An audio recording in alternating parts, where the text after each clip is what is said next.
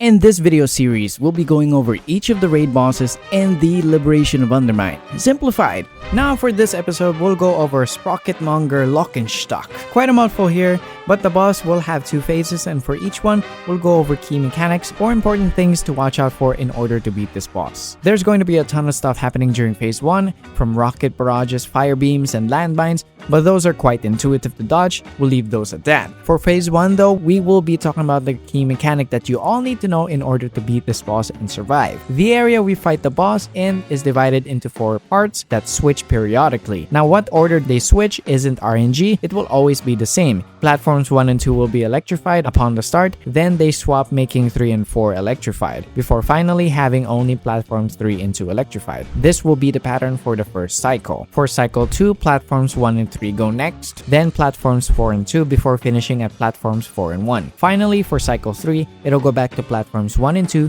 then switch to 3 and 4, and then end with 3 and 2. During the cycles, Sprocketmonger will periodically go through phases 1 and 2, where after finishing a full cycle, he will gain a permanent damage buff after each intermission, and upgrade one of his 3 inventions, which will become more and more lethal as time passes by. Lastly, on heroic difficulty, during the wire transfer where parts of the area are electrified, a set of 4 landmines will spawn in the safe areas of the arena. These are the platforms opposite to what the electrified areas are. These must be soaked but shouldn't be triggered all at once or at the same time, since they apply a debuff that increases the damage taken from the mines for 2 seconds, so we'll have to stagger these. We'll want to assign a list of 8 players who will soak the mines in order, then stagger these throughout each phase, making sure that the debuff is gone before triggering the next mine. Now as for a brief rundown of the inventions that Sprocketmonger has, he will have 3 of them. Blazing Beam will shoot out fire lines, Rocket Barrage will shoot out rockets, and Mega Magnetize will pull players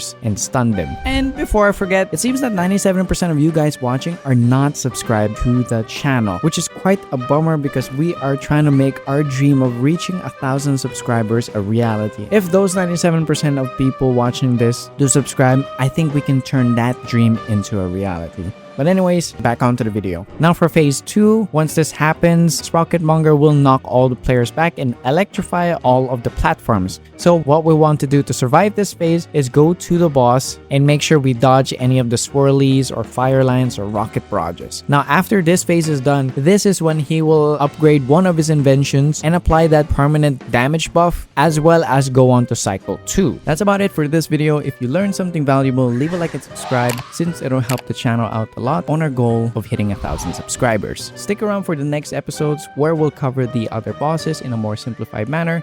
Thank you, and I'll see you in the next one.